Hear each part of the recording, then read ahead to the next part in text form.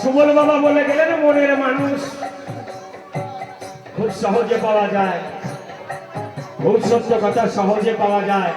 মনের মানুষ স্বরূপ ধরে ডুবে যাবে, ওগো তবে সে রূপ রতন পাবে।